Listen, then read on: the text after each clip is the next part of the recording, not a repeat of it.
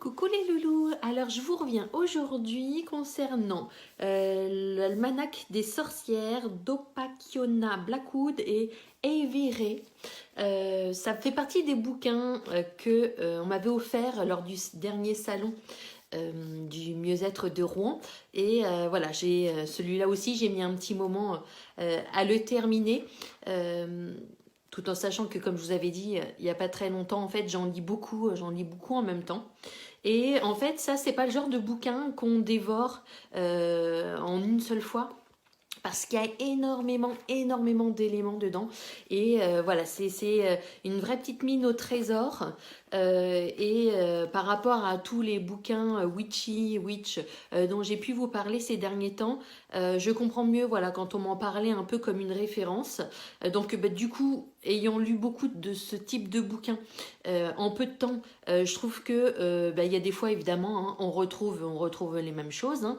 Mais voilà, celui-là, il est vraiment assez complet. Comme vous pouvez voir, hein, il est assez gros.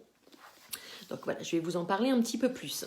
Donc ce qui était très sympa, c'est que dedans, en fait, il y a un petit livret avec les heures planétaires sur toute l'année, en fait, de Samhain 2020 à Samhain 2021, avec dedans, vous voyez, par rapport aux planètes et les heures au moment où les planètes sont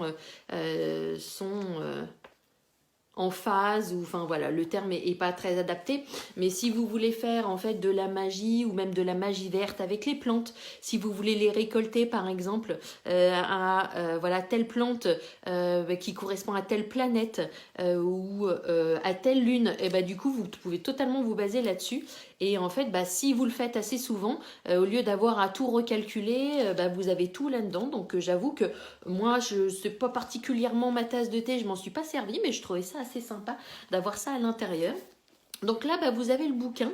Au tout début, vous avez des généralités sur les lunes, sur les pentagrammes, sur quelques rituels, quelques sceaux. Et après, en fait, il se déroule mois par mois. Donc au début voilà, je trouvais ça un peu chiant mois par mois parce que je trouvais ça très décousu, et au final non, quand on regarde à la pratique non, au final c'est plutôt pas mal. Donc là vous voyez il le démarre sur octobre. Et ça vous parle donc de la pleine lune à chaque fois, du mois en cours. Comment elle s'appelle? Là par exemple au mois d'octobre il y a Samhain, donc ça vous parle le Samhain, ça vous parle en même temps, ça vous donne une célébration si vous avez envie d'en faire, une prière qui va avec. Si vous avez envie de faire des offrandes, là par exemple il y a une prière aux divinités de la mort. Bon après c'est très particulier, mais vous avez énormément d'informations. Et à la fin du mois, vous avez toujours un petit récapitulatif avec la symbolique. Donc tout ce qui est symbole autour du mois. Si vous voulez faire un autel, tout ce que vous pouvez mettre sur l'autel pour célébrer ce mois et célébrer le sabbat qui va avec, les offrandes que vous pouvez faire, et si vous voulez faire un rituel, vous avez les informations. Donc tous les mois, vous voyez, vous avez novembre, tous les mois, c'est découpé un peu de cette façon-là. Et de temps en temps, entre chaque mois, il vous donne un petit plus, comme là, après le mois de novembre, fabriquer sa propre encre magique. Donc en fait, avec un petit rituel, là par exemple, de guérison, et le bouquin, il est parsemé en fait d'informations comme ça. J'ai les mois, et après, j'ai tout ce qui est attenant au mois, et après, j'ai des éléments supplémentaires, comme après le mois de janvier, par exemple. Là, il y a tout un thème sur les quatre éléments. Et là, ça va aller, par rapport aux éléments, ça va aller chercher les pierres qui sont conseillées, les couleurs qui sont associées, les métaux. Voilà, en fait, il y a énormément d'informations. Je pensais pas qu'il y avait autant d'informations dans ce bouquin. Et voilà, on voit que c'est recherché, c'est poussé.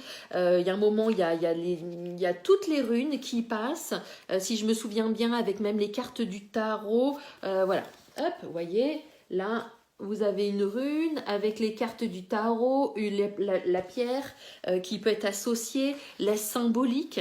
Voilà, il y a énormément de choses. Donc si voilà, il y a des bouquins sur tout ce qui est un peu la magie ou sur les sorcières, voilà, jusqu'ici vous n'aviez pas trouvé votre compte, vous n'aviez pas trouvé votre bouquin, bah écoutez, celui-là il est vraiment assez complet. Bon, après tout ce qui est mise en page et tout, moi j'avoue que je suis pas fan. Alors je suis désolée de dire ça, mais je trouve ça un peu rococo. Du coup moi j'aime bien ce qui est simple. Et là en fait bah, le papier, je sais pas si vous voyez bien, mais voilà, il fait un peu l'imitation parchemin. Donc il est beige. Bah, vous voyez tous les dessins. Bon bah voilà, par exemple là c'est si bon, je ne sais plus, c'est une sainte. Bah, c'est Brigitte. Ou Brigitte, je sais pas. Donc vous voyez les écritures, enfin voilà, ça fait. On est tout à fait dans le style witchy, hein. Mais bon après moi c'est pas trop ma tasse de thé.